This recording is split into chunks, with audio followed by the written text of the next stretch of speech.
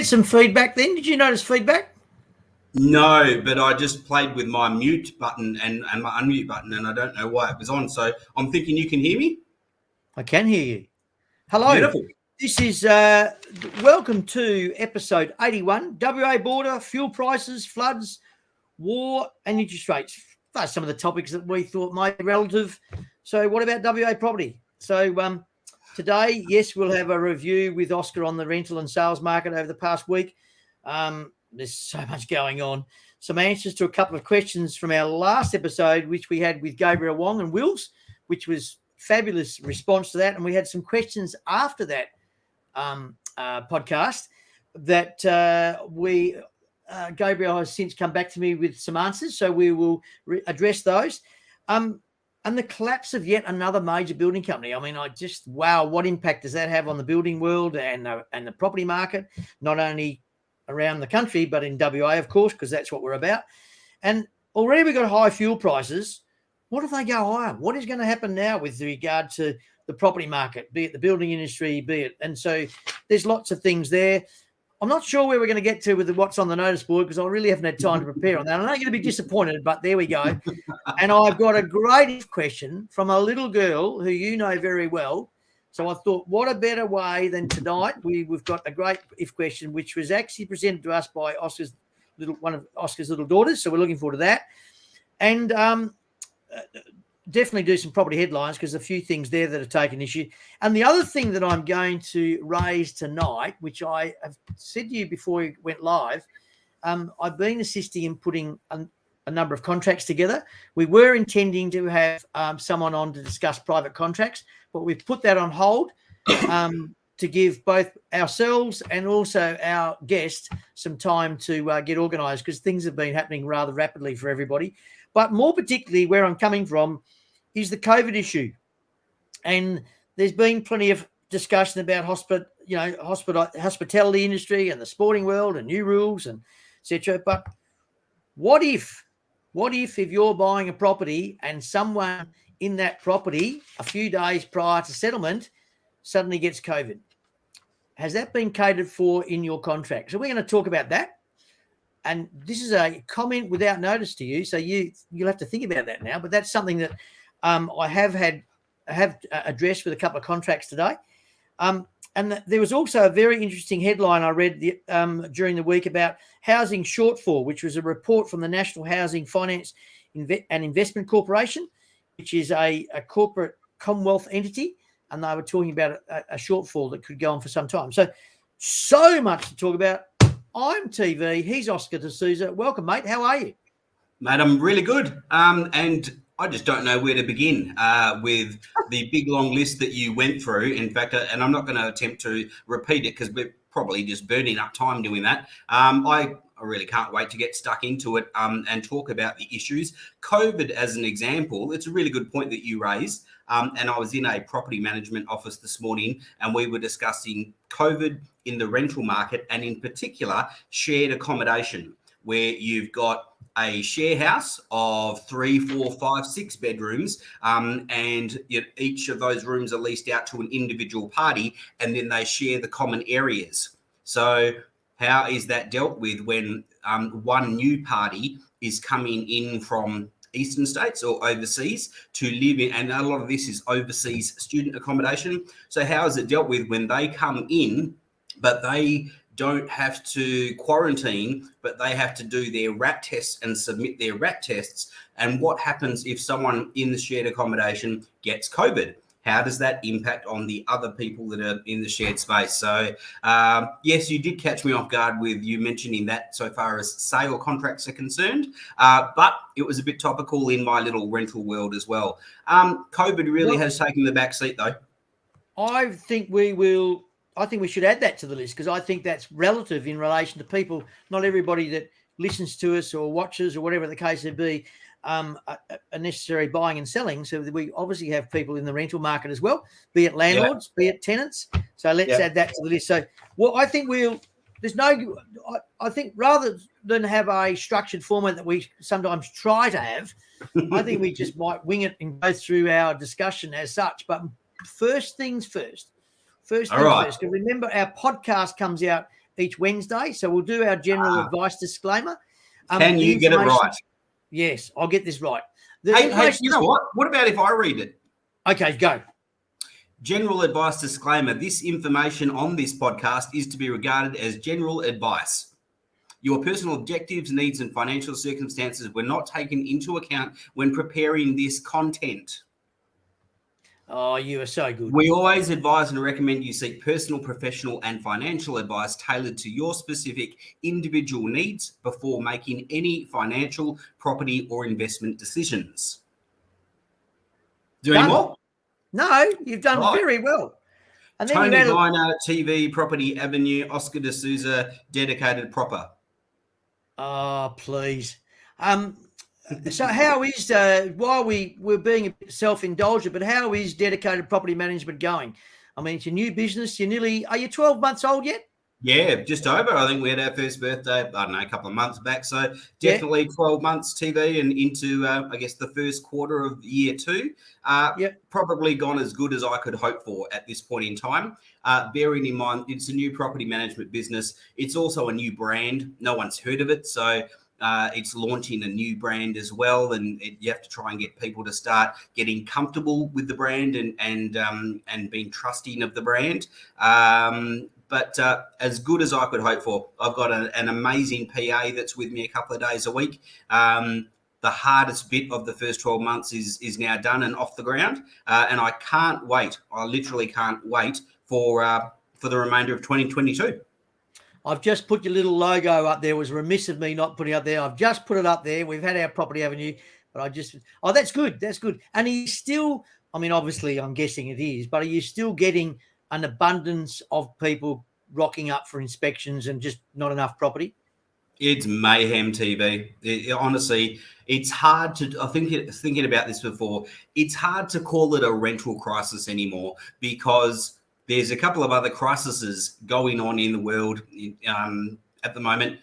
In our East Coast, the weather, obviously, and the flooding, the Russia-Ukraine thing, and, you know, there's lots of other stuff going on as well. So it's hard to talk about my little rental crisis here in WA.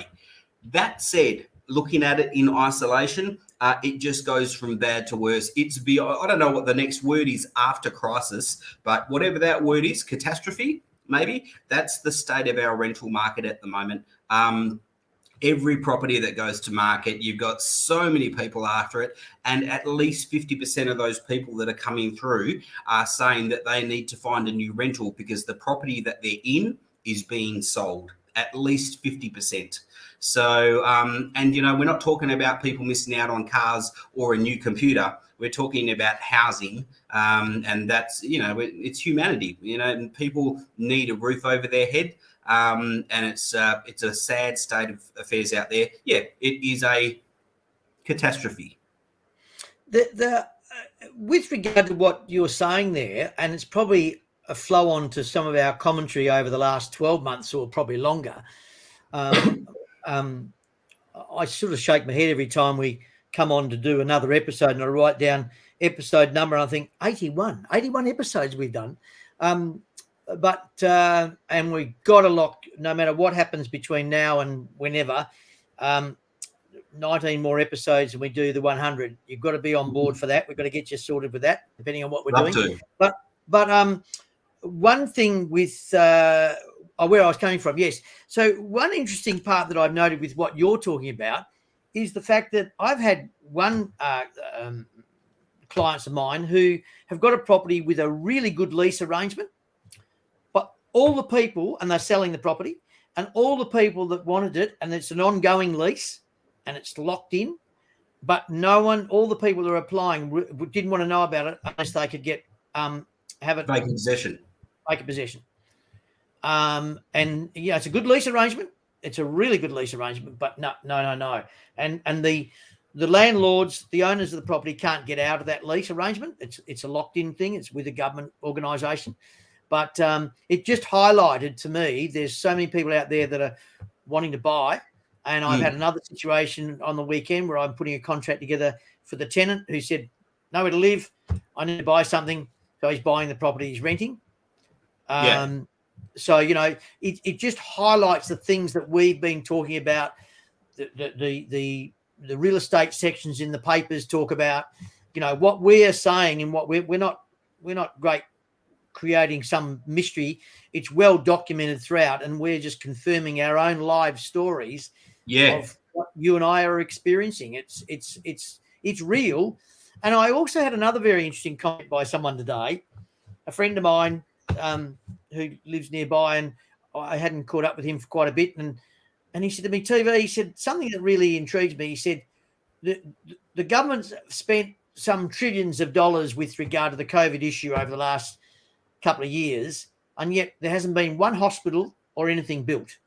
Okay, we've got the new hospital, Children's Hospital here in WA, but that hasn't been done over the last 2 years. That was done by the previous government, and that's eventually been open and operating. But there's nothing been done. And so not only is there a housing issue, there's a health issue here in WA, and yet we haven't really, COVID is nowhere near the impact it has been in other parts of the world, let alone other parts of the country. Yeah. Look, I think it's very difficult to be critical of the government and, I guess, spending on infrastructure projects, whether it's schools or community facilities or new health campuses, because the focus definitely has been on managing COVID, the priority being everyone's health, and then also managing the economy through COVID. So I think to some extent it is a bit hard to be too critical of them, because I think in the main they've done a pretty good job. Hey? You're soft. You're getting soft. Well, I am a little bit, but what was I going to say before? So, talking about the shortage of real estate and the problems that's creating. But I totally lost my train of thought with it, because I started thinking about what you were saying. So, no, I am being a bit gentle on the government. That said, this housing thing is just not going to go away. And in 2 days' time, the borders open up, and that's only going to place further pressure on a housing market that we know for 2 years, and it hasn't just crept up on us. We have been talking about it week in, week out. We're now into the second year of COVID, almost at a 2-year anniversary, if you want to call it that. And I remember almost 2 years ago, it must have been April, May. And if we went back to our show then, April, May, we were talking about, but what does COVID, this thing, what's that going to mean for our rental market? And I know word for word the sorts of comments we were making. Not to say, sorry, now I just remembered what I was going to say before. Not to say that we get everything right, but we are doing what we're doing and dealing with the real estate people that we are day to day. So I would hope that we've got some sort of an idea. Sorry, the other thing I was going to mention is we're not here to spruik the market. We're not here to talk it up, both the sales market or the rental market. If anything, I'd actually like to see activity levels come back a little bit. I really would, because that means that people have got less pressure on themselves to find their next property, either for rent or for sale. And I think that would actually be a really good thing. So I'm not here to talk things up. I'm just talking as we see it. And also anecdotally referring on the actual facts, which I'm more than happy to go through. But housing here in WA is only going to get harder over 2022. No doubt in my mind. Okay, let's go to what we're talking about. And when we talked about the range of topics, let's go to the COVID issue, because that's the highlight at the moment. So let's go there with regard to the rental side of it first. So you were mentioning before that you had a meeting this morning. So what's the impact there? What are the things there? If you're a landlord, or for that matter, a tenant, what are the things that you've raised in your discussions that are highlighted with regard to COVID that perhaps people haven't thought about? And as I say, what if?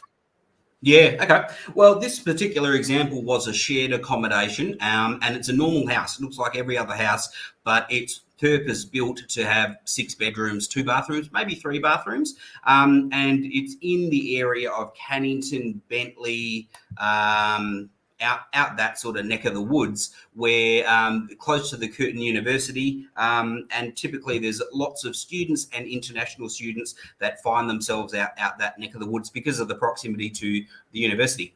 And then they reside in these shared accommodation houses where they technically lease a bedroom as exclusively, and the shared bit basically is the bathrooms, the kitchen, and the main living areas. Where that becomes a problem is the whole threat of COVID.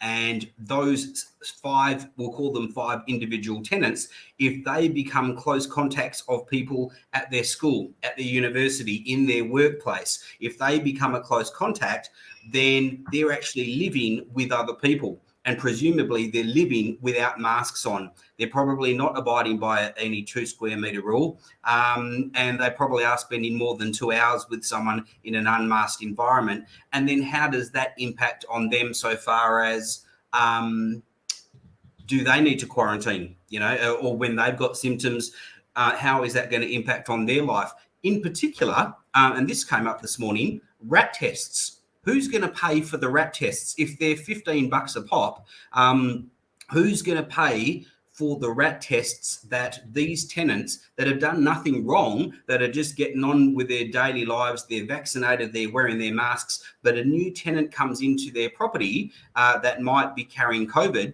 and suddenly they become a close contact and they have to start doing these rat tests and submit the rat tests at $15 a pop. You can spend $50-$60 pretty easily in a week. Who's going to pay for that?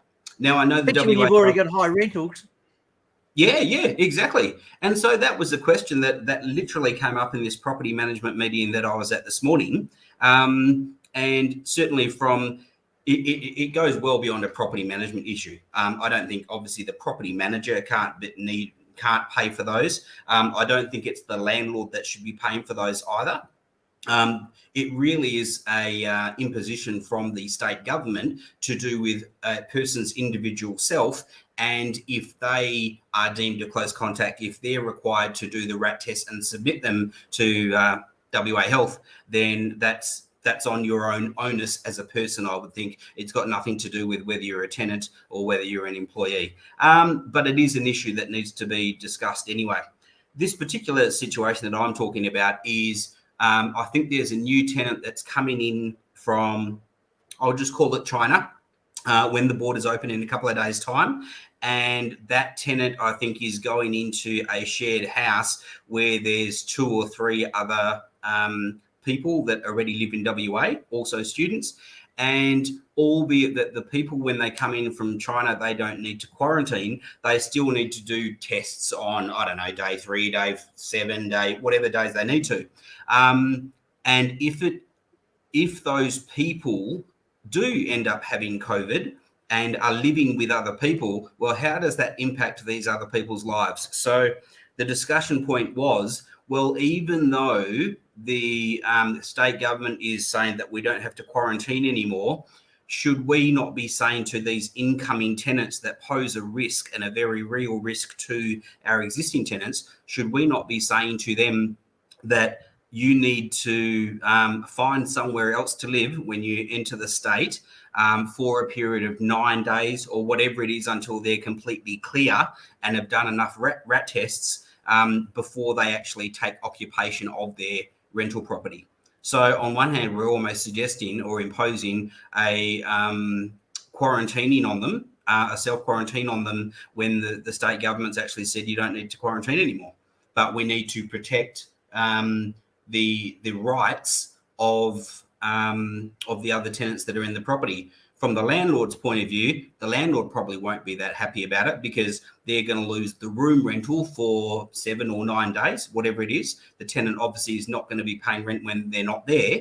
The tenant's not going to be happy about it, because they're going to have to find somewhere else to live for 7 to 9 days. But the existing tenants in the house that have a right to the areas that they've leased, they are going to be happy, because they're not going to be at any unnecessary risk. So it's just a complicated situation, TB, and I had to think it through this morning so I can talk and advise the other property managers. But no one's got a rule book on this. We really are figuring it out as we go, and the rules are getting changed pretty often as well.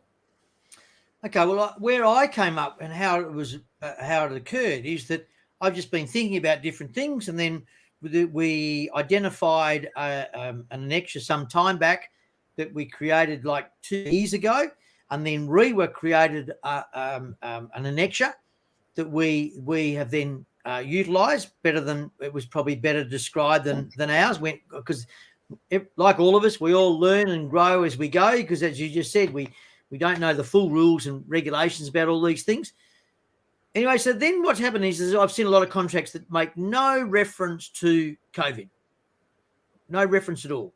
Now, my concern is, particularly in Perth, for example, in the Peel area, where we've had, up until now, we've had closures, isolation, and of course that's impacted on settlement proceeding. And in one particular closure we had here in the Perth metropolitan area, whereas the conveyancing industry was recognised as essential back in 2020, in 2021, conveyancing was not considered as essential. So therefore you had people due with removalists ready to move into their home, but the settlement agent couldn't proceed because the removalist couldn't proceed and all that sort of stuff. So suddenly settlements were delayed, right? Settlements were delayed. And then depending on how long that closure is, technically there is nothing in the contract.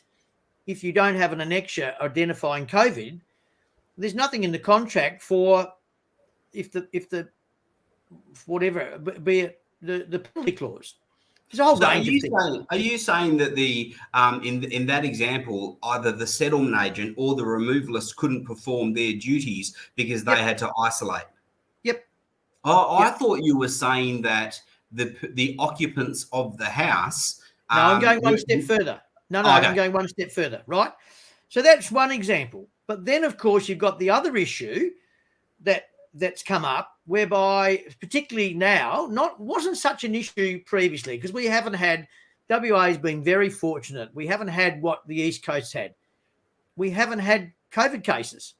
We've now got it. We've now got it up north. We've now got it in the Midwest region, only in small segments, small, but, they're predicting now that we're going to have something like 10,000. We're going to peak in the next month or so, right? Maybe, who knows? But the fact being is, if you're buying a property or you're selling a property, whether you've got a tenant in there or you're the owner-occupier, settlement is due in 6 days' time or 5 days' time or whatever the case be, suddenly you are identified that you've got COVID. What happens then with regard to settlement? And you as the buyer, where are you going to go when it goes, hang on, I'm not proceeding anywhere? One, the seller can't because they've got to isolate, okay? But the other part being is, what about cleaning? What about all those things associated with that property come the time when settlement is done? What happens with the delay in settlement because you've got COVID? I'm ready to settle. I'm the buyer. I'm ready to settle. But you've got COVID. Suddenly everything stops. You can't sign documents. You can't do whatever it is you're meant to do. And you certainly can't move out of your home. Who's paying the costs? You're suddenly up what's for the answer, TB? I'm intrigued. What's the answer? Okay, so the answer is, for one, let's do a special condition, being an annexure, identifying COVID-19. And in that, identifying a standard settlement date extension if should something occur with one of the parties.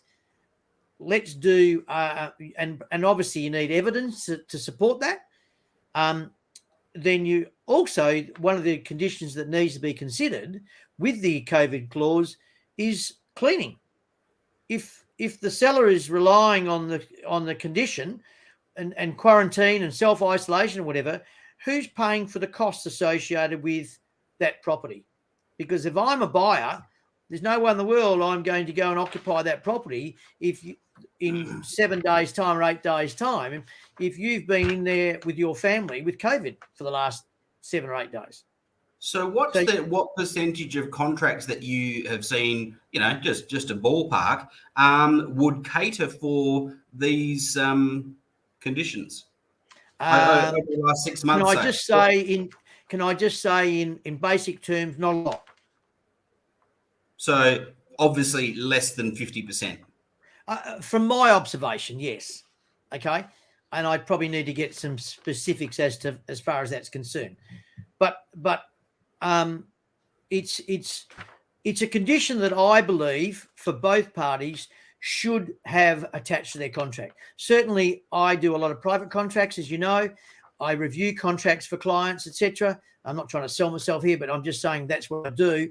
And it's certainly something that I encourage, and it's certainly something that I do as a standard for a private contract if I'm asked to write a contract up for clients. And I think in the current climate, it's probably something that we should be promoting and should be doing as a standard. I'm just reaching over to make a note of that, mate, because honestly, I have not given that, and I'm in the rental space, so I don't really need to think about that day to day, but I still work with a number of other agents, and I'm just interested to know what they've got in place for this. And I just don't know if they have. So I'm just making a note. I do know, and I'll email you a copy. And in fact, anybody who would like a copy, you're welcome. Just send us a message, and we will get you a copy if you need it. But I do have a REWA. I identified a REWA document that has one. So REWA have gone out of their way to draft something up. So there is a document out there that people can use. But if you're doing a private contract, then I'd strongly recommend that you include this annexure, in my opinion. And if you want to go and get a legal opinion, you can do that, etc. But I would recommend you do it. And if anybody is listening to this and wants access to that, then they're welcome to contact us via our Facebook page or our messenger or whatever it may be, or contact me direct or you, and we'll get them a copy. But so in that, the one that's come from REWA, that identifies the settlement date extension, it identifies cleaning, and it's also it actually has the REWA document actually has a definition of disinfected, which means steam cleaning all carpets and mopping all hard surface floors using disinfectant cleaning agent capable of killing the COVID-19 virus. So not just the case of getting a mop and some dishwater. Cleaning air conditioning filters and using disinfectant products to clean all hard surfaces, including, without limitation, all door handles, light switches, remote controls, windows and appliances using a disinfectant cleaning agent capable of killing the COVID-19 virus. It's very, very, very relative in this climate. But that's only relevant if there is a delay in settlement as a result of a COVID issue. If there's a COVID issue that's occurred, yes. A COVID event, as it's called. Yep. More particularly, and I think it's something that's important to find out. Yeah. Hey, TV, is now a good time to have a rant about the most recent shift of goalposts of our state government? And I love a rant. Can I? Let's. I don't know whether I've got. I'll tell you what we'll do. We haven't got what's on the notice board tonight, but I'm going to use that jingle because I'm going to use it. Mate, we love that jingle. I think we should do it. Okay, we're just going to do it because we can. When I find it, here we go.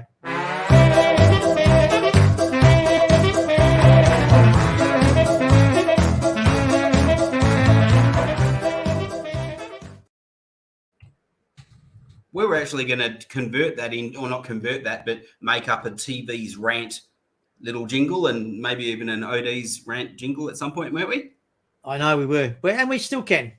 Yeah, we can. Hey, so explain to me, TV, why you cannot have, or you cannot have 11 people in your house for a family gathering, but Optus Stadium can have 30,000 people at it to watch the footy. And you cannot have an outdoor event with 501 people. You can have up to 500 people, but Optus Stadium can still have 30,000. But like there is, and a lot of this does relate to the hospitality sector. I think they've hospitality and entertainment. They've taken a massive, through the last couple of years. But I was listening to the news tonight, and of course they're going to have a bit of a spew about it. But I take their point. You would have thought that with the pain that's already been endured, that they'd have to they should be able to assess on a case-by-case basis, and hopefully that'll be a way of the future over the next, because I think they said something like 1,500 events this month in WA need to be cancelled as a result of the new goalposts that coming from the 3rd of March, I think. Well, I'll add to your rant. Okay. Two of my grandchildren, we went to watch, which we love doing, their T-ball finals. Yeah. They're in the grand final.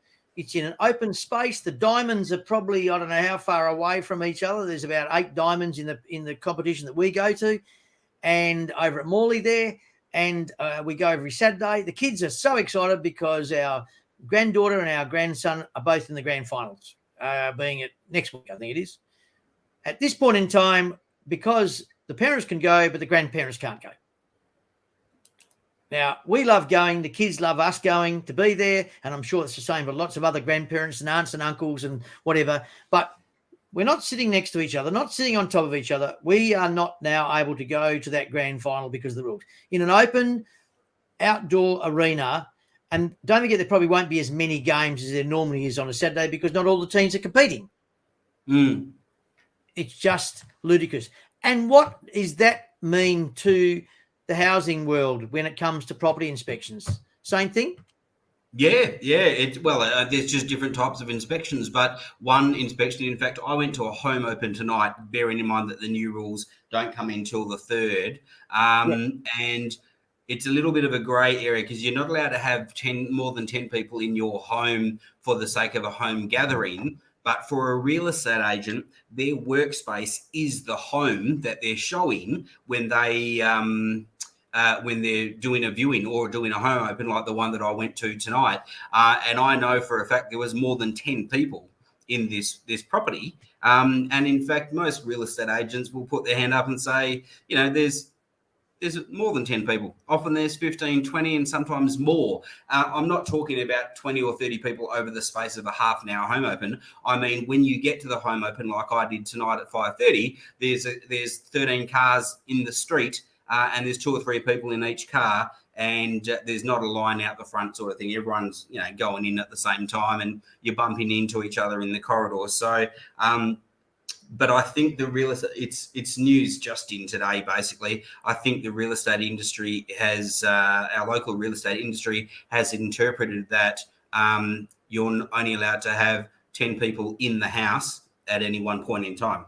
Some people will say, yeah, but why would you want to have more? Well, we've got a very, very busy real estate market, and we have done for the last couple of years. And I promise you, unless properties are ridiculously priced, they're getting way, way more than 10 people coming through at a 15 or 20 minute viewing. I promise you.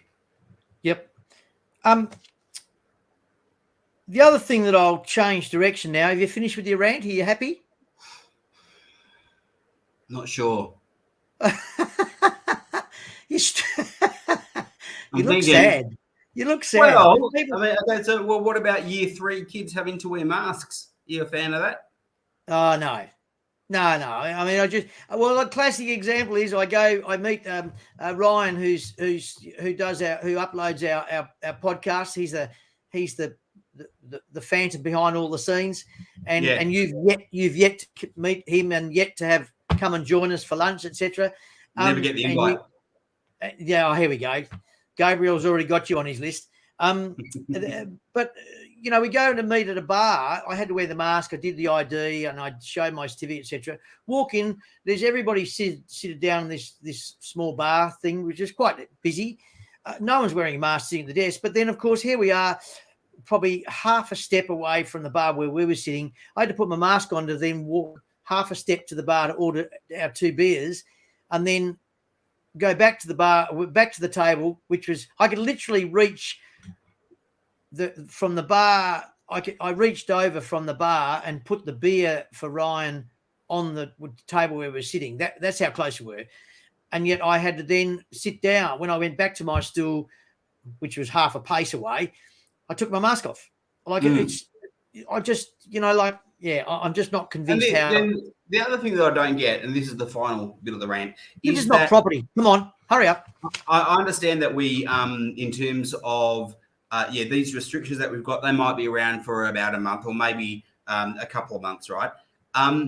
But aren't we just delaying the inevitable? Like right now, we're taking baby steps. But if we didn't take the baby step and just took one big step, what we're about to experience in 2 months' time, we're just going to experience straight away. So I don't understand why taking the baby steps is going to make us any better off in 2 months' time, because the floodgates will be open and we're just going to live with COVID, and especially because our vaccination rate is so high. I just don't. A milder version of that, and anyway. Hey, listen. Yeah. The other thing that I find really disappointing, and it's probably going to get worse before it gets better. We talk about the housing, but the collapse of another major building company. Yeah.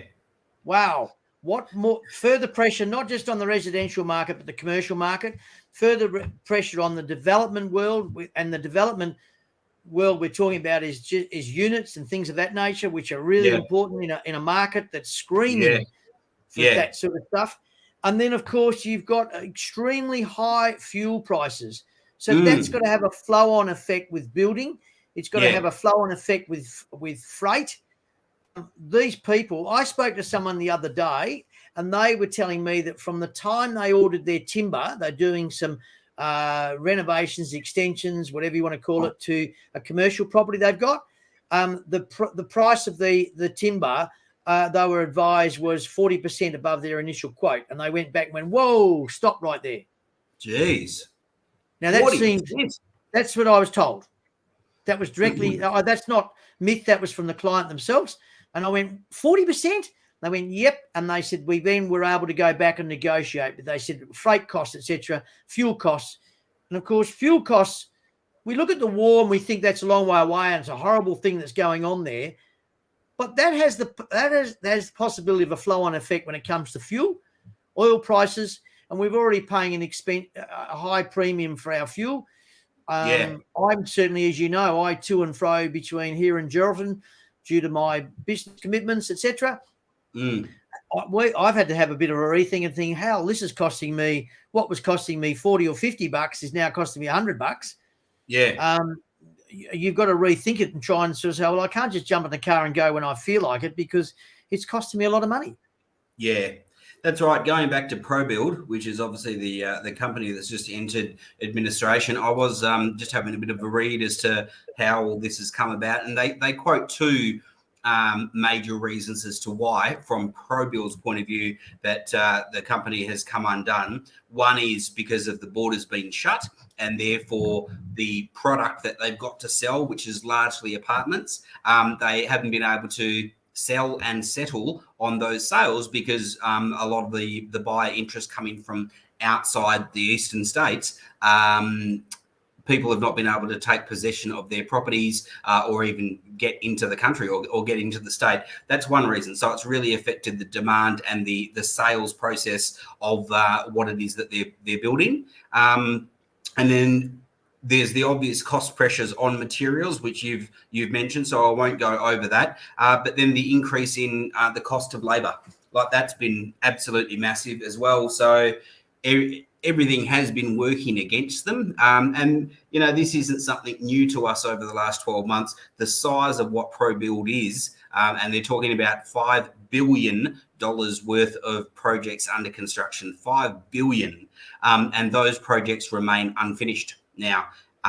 And finishing unfinished projects, TV, obviously always that brings in a risk factor into those. So for anyone that's going to take on any of those apartment towers and the commercial buildings that they're doing, there's just a massive amount of risk. But those builders will also come up against the same problems of staff shortages, increased labour costs, increased materials. And really, why are they not going to, well, I was going to say, why are they not going to face the same on-sale problems that ProBuild has faced? And I guess the answer to that is, well, if our borders are about to open, which clearly they are, that means that the outside of the state or outside of the country interest can certainly start to flow. And we're anticipating that definitely will be happening.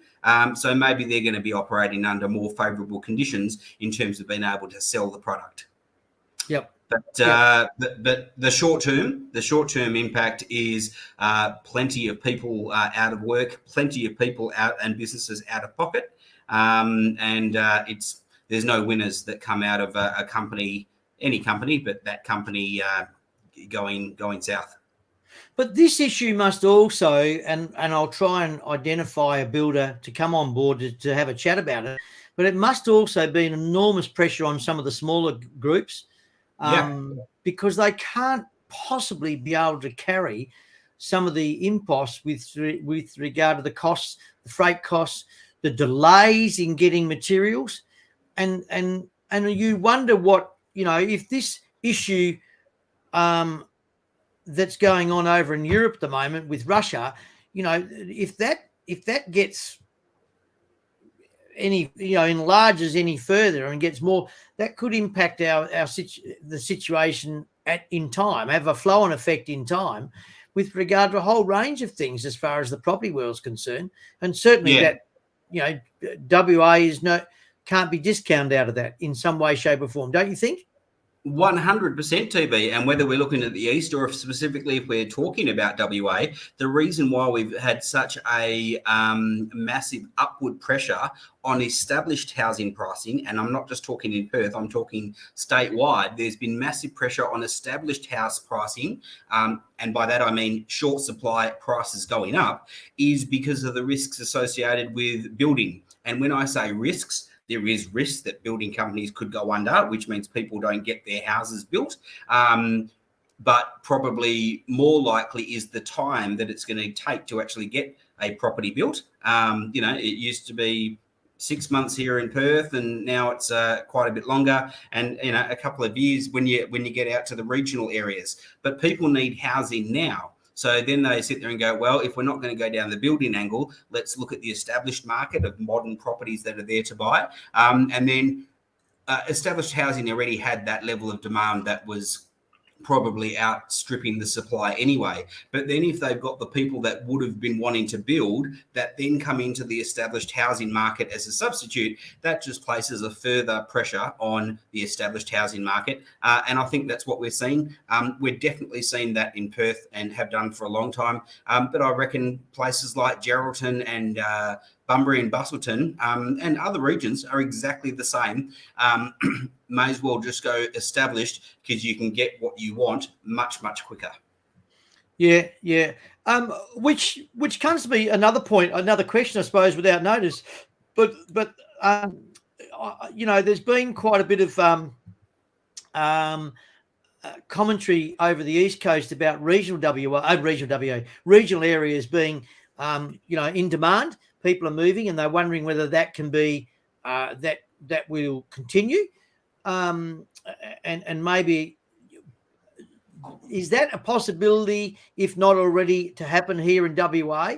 I mean, we don't appear to be having the same headlines about regional WA people moving from the city, but I think that's probably because of the fact that we don't have the population, and we've got space in WA compared to the East Coast, certainly New South Wales and Victoria, or Sydney and Melbourne. But do you think that there is some interest in the regional areas like your Bunburys and your Geraldtons and your Bustletons, as far as, okay, let's have a rethink. Let's not live in Perth. Let's get out of the city and go to regional WA. 100%. There's no question in my mind, TB, that's what's happened and happening. If you cast your mind back about 12 months ago, when we had a very strong real estate market, and had about 12 months worth of COVID under our belt, there were massive trends where COVID taught us whether we need to be in offices and the centralized nature of our workspaces. And it taught us, or forced us, to think outside of that square, and basically it meant working from home. And over that time period, lots of people got used to working from home. A lot of businesses realized that they don't need their staff in the one central spot. And so we did see a trend of people moving out of the city, or in Perth itself, they might be able to move further away from the city, or they actually move out of the city and they move to Bunbury, Bustleton, Geraldton, Exmouth, wherever they want, so long as they are still able to complete work, because so much of it's done, it's cloud-based and it's online, and then there's Zoom for the face-to-face and all the different versions of that software as well. So we definitely saw a shift of people moving out of the city on two accounts. One is lifestyle, because the number of families that moved down south because of the lifestyle when they're not working, the lifestyle that gets offered to them. But then the other factor is cost. If they move out of Perth City and they move to the regional areas where housing has historically been cheaper, then they don't have to spend as much money on housing, and they can then put more money into their lifestyle. They can buy the caravans and the boats and the four-wheel drives, which we've definitely seen that happen over the last couple of years, because people haven't been able to jump on the plane to travel. So, I think we've seen a lot of that already, and I think that'll continue. I've actually had, just in the last couple of days, a few days, I've had several people inquire with me for assistance and advice and direction from the East Coast with regard to residing in WA, and in particular regional WA. So that's just little on me. And so, they've come across me through one way or another. And that's without advertising or doing anything of that nature. So I'm sure the real estate firms and whatever would be getting that sort of inquiry too, I would guess.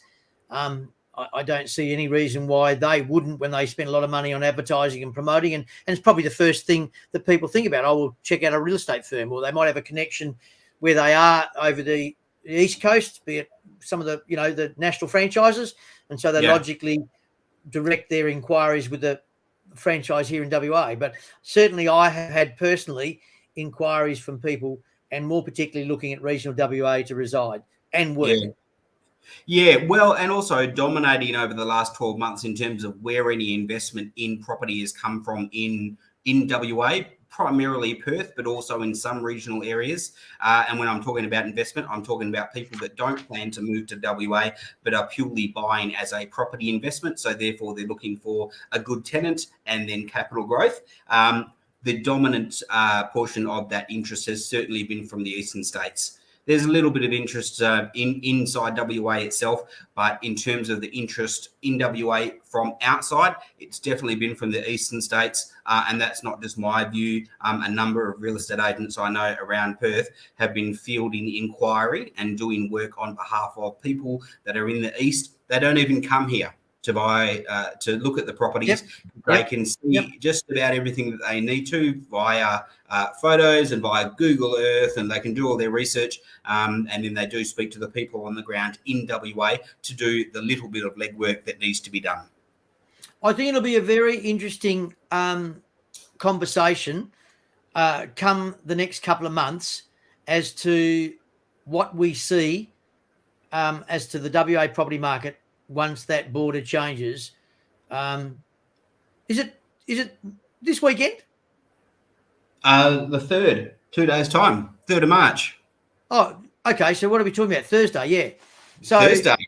Yeah. So, I mean, I don't expect suddenly that there's a queue of people on the highway there waiting to cross the border. But what I'm guessing is that it will be an interesting observation come where would you put your money, TB? If you're a betting man, I know you're not, but if you were a betting man, where would you put your money on the swing for the second quarter of 2022? Oh, I think there's going to be demand for WA property, without doubt, because as we've been saying for some months, I think that there is no doubt in my mind, as much as we go, we're going to have this big boost, even if we do have 10,000 cases, which I think isn't that the prediction? By the end, I think they said that by the end of this week, with now that the bell curve, the swing up, they reckon that by the end of this week we should get to about 5,000 cases a day. Yeah, but I think that I just feel as though it's got to a point where it's a milder situation. There's a lot of other things, but I think that being said, I really believe with some of the things that are going on over at the East Coast, and I just look at those photos today and some of that video and vision. of the floods in Queensland. Oh my God, mate. Yeah. Now you can be, say what you like. I mean, look at the temperatures we've been having here in WA. Look at the bushfires we've had. Look at the cyclone we had 12 months ago in the Midwest region. Now you've got these floods in Queensland. My God. And you just wonder whether maybe there's going to be, you don't wish, please don't get me wrong. I'm not trying to What are you trying to do, TV? I'm not trying to flower it up or anything, but what I'm getting at is that it's just so sad. But maybe, just maybe, some people might identify the situation and say, you know what, let's start afresh. And maybe the WA is part of those, maybe part of that situation. There may be some people going, you know what, I'm over what's going on here. We've got X amount of dollars. We can sell the property. Interest rates may go up. Let's go. There's job opportunities. I was told there's something like 15,000 people have walked away from the mining industry because of the mandates. Really? Vaccine. I need to follow that up. I was only told that this afternoon, and I went, whoa, and I really need to go and check that out. I'd love to go and get confirmation as to what that's an Sounds awful like lot. a big number. It does, but who knows? It may be. I'm not doubting it, but then again, what I'm saying is there's a demand for work. We've said many a time. So yeah, I'd be comfortable with the fact that the WA property market is still going to rock along, and I think if anything, I think values are going to be improve only because of the old supply and demand. Yeah, I totally agree. If anything, I'm probably a bit more optimistic than you, or I've got a greater level of certainty with it. I can only see one way, and that's up over the course of this year. And the Real Estate Institute has predicted 10% price growth as an average over the course of the year. And with the interest that we're still seeing, with the lack of supply that we're seeing, and I think an increased level of demand over the second quarter of 2022, I would not be surprised. In fact, I would say 10% will be conservative, and it'll be somewhere between 10 and 15. Once again, we're running rapidly out of time, but one thing that I'll refer to as far as the headlines are concerned, and I'll just to break it up a bit, break the ice up a come bit. on. I'll just go to... Give us some jingle, mate. Give us some jingle.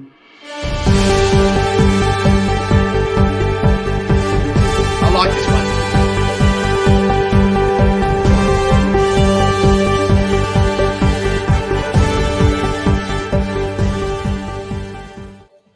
Now, we've already touched on a few property headlines, but this is one in particular, which is along the discussion we've just having. Housing shortfall may persist for decade.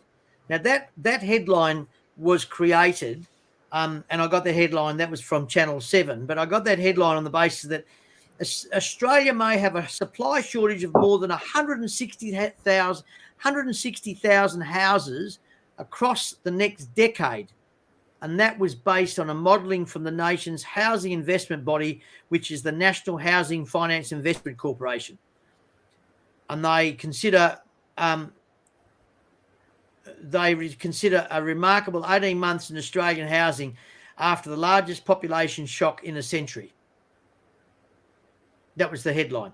And so what they are saying is it's becoming difficulty accessing new land, is seeing demand rapidly outpace supply, with a potential 6-year lag in getting new housing supply to market. Now, a lot of this is focused on the East Coast, but I think in my opinion, getting back to your question before, I think that's going to influence people saying, you know what's happening in the West? I think there'll be some hesitancy with regard to our current government and the uncertainty with regard to their decision-making and their backflipping. But at the same time, I still think when it comes to dollars and cents and the possibility of increasing interest rates, suddenly people say, well, we can afford to go and buy in WA. There's opportunities in WA. We can borrow. If we have to borrow, we have to borrow less, and increase in interest rates not going to impact us as much as a $2 million loan in Sydney or Melbourne. Yeah, I don't think it's going to happen, TV. I reckon it's already started and has been progressively over the last 12 months. I think any focus on our WA government and its reaction to COVID, I think most of that horse is bolted. as far as we know, we've dealt with the worst of it, and that is the shock and planning to work out how to deal with it. So unless there's some major COVID curveball that gets thrown at us in 2022, I think I don't really see that as a deterrent for people migrating to WA. In actual fact, the track record of keeping WA people healthy has been pretty outstanding. I don't think that can really be argued. It's just all systems go for WA. And, it really, we've been waiting for ages for this to happen for the entire state and as the entire economy. I'm not just talking real estate. I think WA is just, got an amazing couple of years ahead of us. But yeah, you know what? Just as I'm saying that, I do feel a bit bad talking about it when we're seeing what is going on in Queensland and New South Wales. We're running out of time, and I'd love to talk about it and address it, and maybe we'll do that again in the near future. But yeah, certainly it is just staggering to see what those people are going through, what their loss. And I think the other part is someone, as I heard one lady say, once the water goes, then we've got a mud issue, and you don't think about that, It just doesn't. And what about infection? There's so many other issues associated with the whole thing. Yeah, and then you've got building companies that are collapsing, and therefore there's more pressure on the industry. Yeah. This highlights this headline about a shortage of 160,000 houses. Then you have a natural disaster like this. My God, add that to the 160,000. Yeah. And it's not just a few hundred. It's thousands of people being impacted on that. Yeah. Oh no. Yep. And we haven't even, we've still got issues in Little Kalbarri and places in the Midwest region. It's it's down at Margaroo with bushfires. Yeah, it's scary. Hey, as I said, I look at the time and we can go on this. As I said, there's it's not time. Going on. What I really want to touch on very, very, very quickly, because we're running out of time. But last episode, which was about wills, we had Gabriel Wong. We had two questions. One of the questions, these came after the episode. So what do I do if I own the property in my own right? Should I still have a will prepared? If I don't, then what? I've been advised a will is important no matter the circumstance, and you decide within your will who you wish to retain the property after you've gone. As for no will, I advise we will get a more definitive answer in next episode. Oh, no, that was me. How am I going? Anyway, the answer to that, it's all right. So the question was, should I still have a will prepared if I own the property in my own right? The answer was, and so I went to Gabriel and said, mate, can you give me a bit of a response? So he said, yeah, if a person owns the property in their own right, they should make a will as the issue. Doctrine of survivorship does not arise. So we talk about you and I owning a property together as joint tenants. Something happens to me because I'm the older person. By ages, by a long shot. Yeah, 20 years, if you want to be precise. So I pass, and whether I got a will or not, because we have a property as joint tenants, the property automatically goes to you under the survivorship rule. In fact, I've just done one for a client. I've got to catch up the client this week to sign documents. So that's the survivorship rule. But if I have a property in my own right, then you should make a will as the survivorship doesn't arise because it's only in my name. And therefore, if the person dies with a will, then the property will pass in accordance with the provisions of the will. So therefore, I leave the property in my will to Oscar. Sorry, Jude. And so if there's no will, the person is intestate, as they call it. Then the person's estate, including the real property, which is the real estate, will be distributed in accordance with tables set out in Section 14 of the Administration Act 1903. So you need to read up in the Administration Act. So until letters of administration are granted, which can be done by the courts, it can be risky for someone to deal with the deceased estate. The public trustee does not control the assets. Generally speaking, the people set out in Section 14, the pool of potential administrators, as they are the beneficiaries of the deceased estate. The usual people are the surviving spouse and children. However, where family members do not get along, administration can be delayed until the parties can decide on the administrator or the administrators, or an order of the court may be required. So where we're coming from is if you have a property and in your own name, in your own right, and you don't have a will, you are creating a lot of mess for everybody else. So the moral behind the story is if you own property, whether it be in your own name or jointly or whatever family, you really should go and get your act together and get advice and get a will done, because it's just so important, because it's not just an easy fix. And just on that TV, and that's your advice just then, is not age dependent. However old you are, the same rules apply. So if you have got that situation where you own a property and you're 30 or 60 or 85, same rules apply. Get the will done, because if you don't, it's going to create a very long and probably expensive, not to mention stressful process for those that are involved with your estate after you're gone. The other question is, hi guys, just tuned in. If the tenant doesn't have a will, do landlords speak to public trust first if the tenant doesn't have family, etc.? We have this situation at the moment. And in Gabriel's response is the tenant issue seems to have come up a bit, and I'm not sure why that is. He actually asked me, do I know why? And I said, no. Perhaps Oscar can let us know what was the particular issue. Example, is it the belongings of the property, or is it to do with terminating the lease? The public trustee is contacted to see if it will be acting in relation to the deceased person's estate. If it is a residential tenancy agreement, then I think the lease will automatically come to an end upon Section 60I of the Residential Tenancy Act, WA. So everything that Gabriel just is that Gabriel's response? Yeah. Yes. And the only thing to add to that is that the lease actually terminates as at the date of death. That's what he said. Yep. Yeah. Yep. All right. Yep. Yeah. Mate, we will now quickly go. Now that we've done 1 hour and 1 minute, we will quickly go. This is really, really important. This question, and it's a special.